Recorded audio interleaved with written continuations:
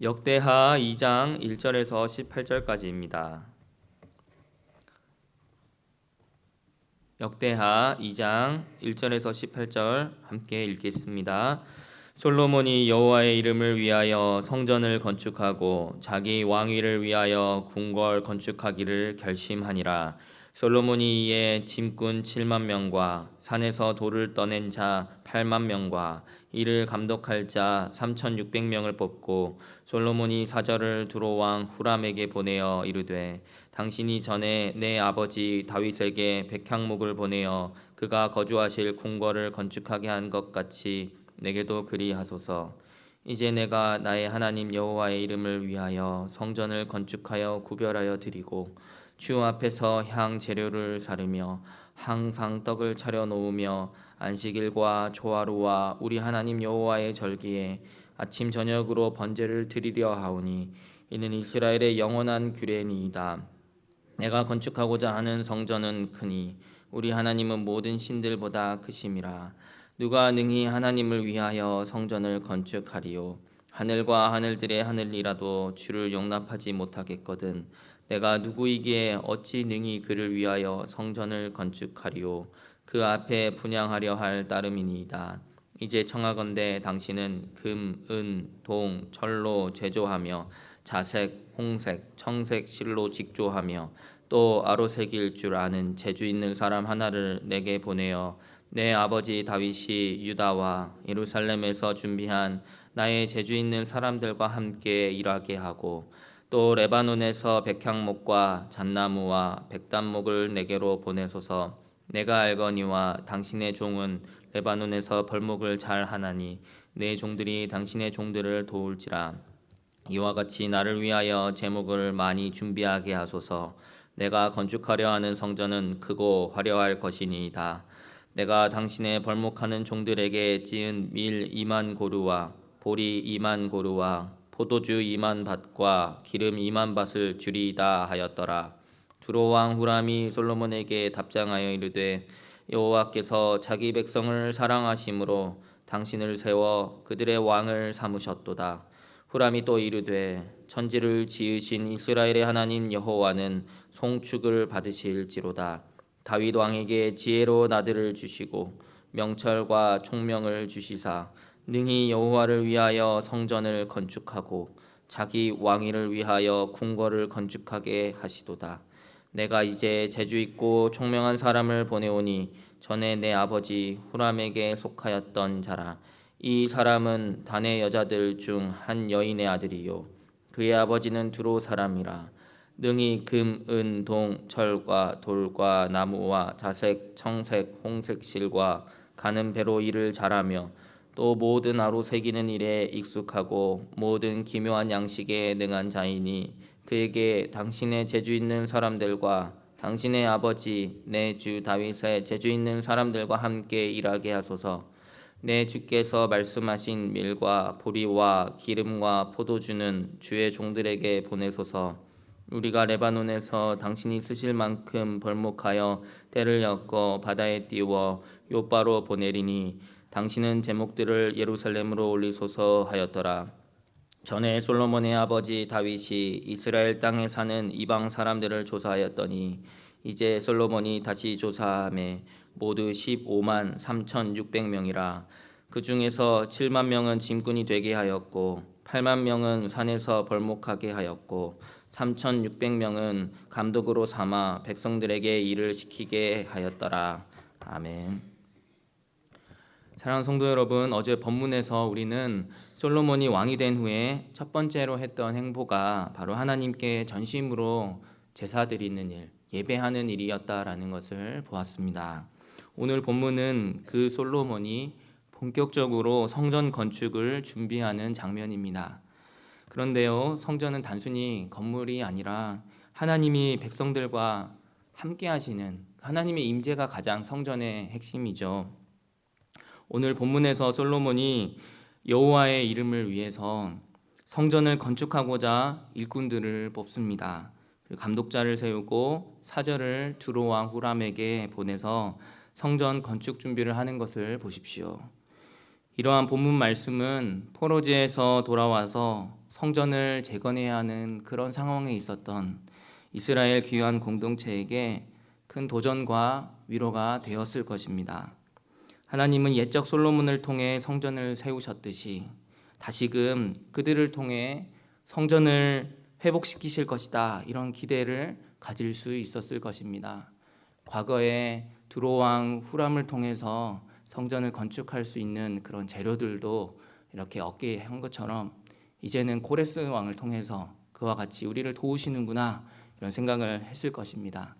오늘 본문 4절에서 솔로몬은 두로왕에게 백향목을 요청하면서 안식일과 또 초하루와 하나님의 절기를 지킬 것이고 아침 저녁으로 번제를 드리겠다, 이렇게 고백합니다.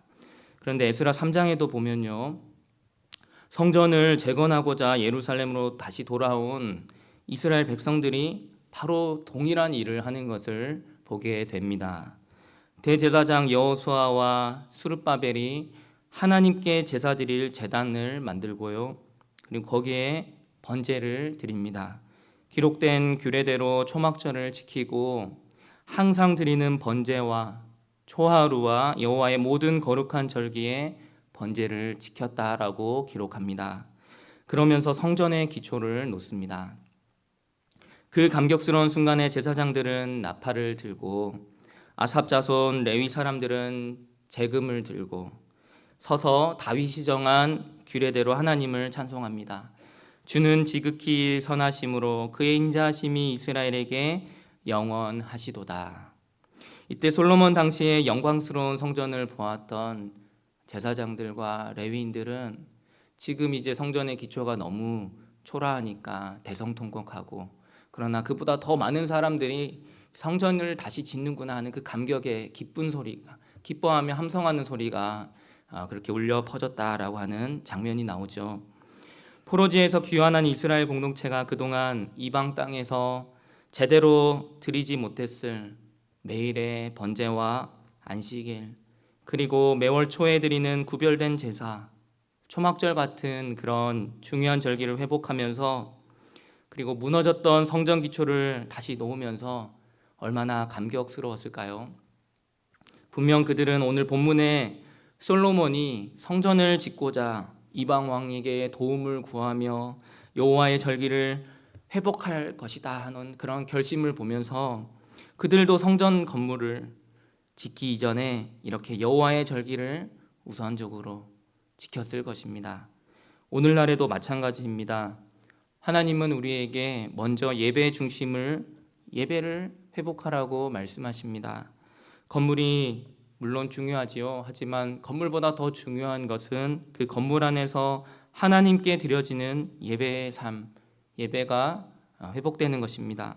본문에서 솔로몬은 성전을 지으려 하면서도 하늘과 하늘들의 하늘이라도 주를 용납하지 못하겠거든 내가 누구간데 성전을 건축하리이까, 이렇게 겸손하게 고백을 했습니다.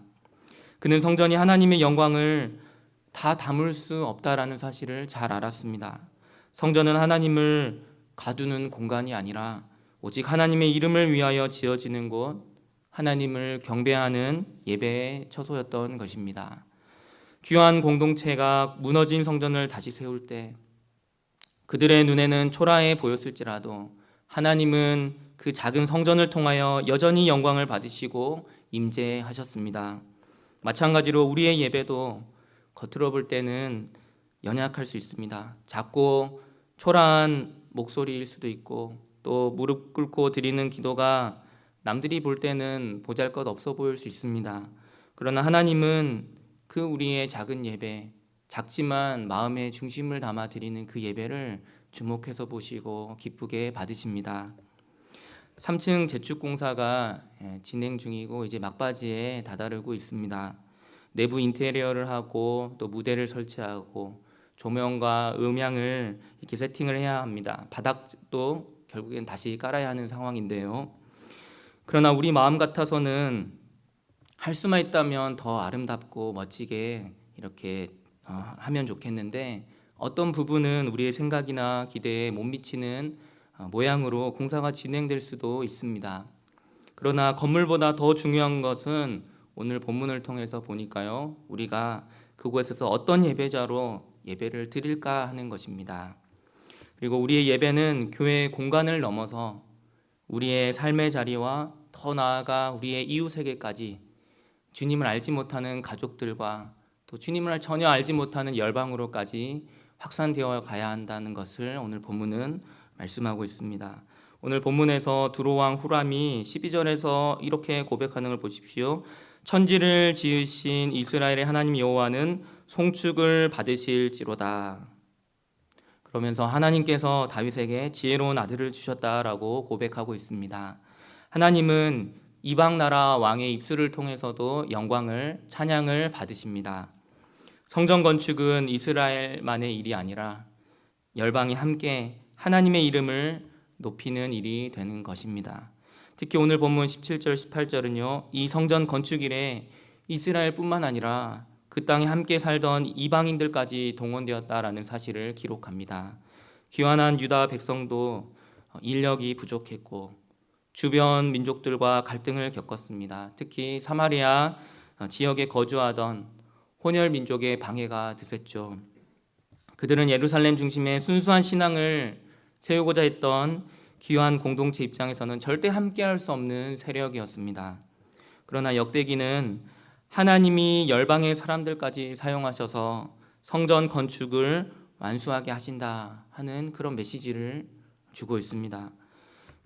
포로지에서부터 귀환했던 이스라엘 백성들은 어쩌면 두로 왕의 입술에서 나오는 여호와의 하나님을 향한 그 찬양의 고백이나 이방 사람들이 성전 건축에 함께 동원되었다라고 하는 이 기록을 보면서 원수 같은 저 사마리아인들도 지금 당장 회개하고 하나님을 예배하게 될 것이다, 그렇게까지 기대하지는 아마 못했을 겁니다. 왜냐하면 지금 당장 성전 재건을 해야 되는데 그것을 방해하는 세력이었으니까요. 그럼에도 불구하고 오늘 본문을 통해서 그들은 이방인들을 향한 하나님의 궁극적인 계획과 뜻을 확인할 수 있었을 것입니다. 그리고 이방인의 손길을 통해서라도 부족한 인력을 채우시고 성전 재건의 일을 완성할 수 있도록 도우시는 하나님의 손길을 기억하면서 자신들 앞에 놓인 그 성전 재건의 과업에 힘을 얻을 수 있었을 것입니다. 사실 이방인들이 하나님을 예배하게 되리라 하는 그 비전은 전혀 새로운 것이 아니지요. 하나님이 이미 이스라엘의 믿음의 조상 아브라함을 택하여 부르실 때부터 네 씨를 통하여서 열방이 구원을 받게 될 것이다, 복을 받게 될 것이다, 그러한 비전과 꿈을 주셨습니다. 그리고 예수 그리스도 안에서 그 놀라운 계획과 뜻은 성취되었고 지금도 우리 주님께서는 그 일을 우리를 통해서 이루어 가십니다. 사랑하는 성도 여러분, 오늘 우리의 예배도 이와 같습니다. 우리가 드리는 예배는 단지 우리 교회 건물 안에서 끝나는 것이 아니라 우리가 속해 있는 가정과 일터 그리고 세상 속으로 흘러가 하나님의 영광을 드러내야 합니다. 우리가 무너진 삶의 자리에서 다시 예배를 세우고 하나님의 이름을 부를 때에 하나님은 우리 가운데 임재하시고 또 우리를 통해 열방 가운데서도 당신의 영광을 받으십니다. 우리가 하나님 중심의 삶, 예배 중심의 삶의 우선순위를 바르게 할 때에 세상도 우리와 함께 하시는 하나님을 보게 될 것이고 그들도 하나님을 인정하게 될 것입니다. 그러므로 오늘 하루도 우리의 삶이 하나님께 드려지는 그런 거룩한 성전과 같은 그런 삶이 되기를 바랍니다. 매일의 삶 속에서 아침 저녁의 번제처럼 하나님께 예배드리는 마음으로 살아가기를 원합니다. 아침 저녁으로 드리는 작지만 믿음을 담아 드리는 기도, 운전하면서 혹은 설거지하면서 흥얼거리는 그런 작은 우리의 찬양의 소리, 식사하기 전에 하나님께 고백하는 그 짧지만 진심을 담아드리는 그 감사의 기도, 이런 것들이 쌓여서 우리의 삶이 거룩한 성전과 같은 거룩한 제사와 같은 그런 예배가 될 것입니다. 예수님께서 십자가에서 단번에 영원한 제사를 드렸기 때문에 오늘날 우리는 동물로 제사를 드리지는 않습니다. 그러나 그 은혜를 기억하며 우리의 삶을 산 제사로 드릴 때 하나님은 그것을 오늘날 우리의 제사로 받으십니다. 바라기는 우리의 삶이 그런 거룩한 산 제사가 되어서 하나님을 알지 못하는 우리의 이웃들에게, 우리의 가족들에게, 우리의 친지들에게도 하나님의 영광을 드러내는 거룩하고 복된 삶이 되기를 주님의 이름으로 축복합니다. 기도하겠습니다. 사랑의 하나님 아버지, 은혜와 사랑을 감사합니다. 오늘도 기도의 자리를 사모하게 하시니 감사합니다. 무너진 삶의 자리에서도 하나님만 경배하는 우리가 되기를 원합니다. 우리의 작은 찬양과 기도를 기쁘게 받아 주시옵소서. 우리의 삶을 성전 삼으셔서 가정과 일터와 열방 속에서 하나님의 영광을 드러내게 하여 주시옵소서. 3층 재축공사 마무리가 잘 이루어질 수 있도록 도와주시고 공간을 넘어서 그곳에서 우리가 더욱더 아름답고 또 마음의 중심이 바로 선 그런 예배를 드릴 수 있도록 주여 인도하여 주시옵소서. 감사드리며 예수님 이름으로 기도합니다. 아멘.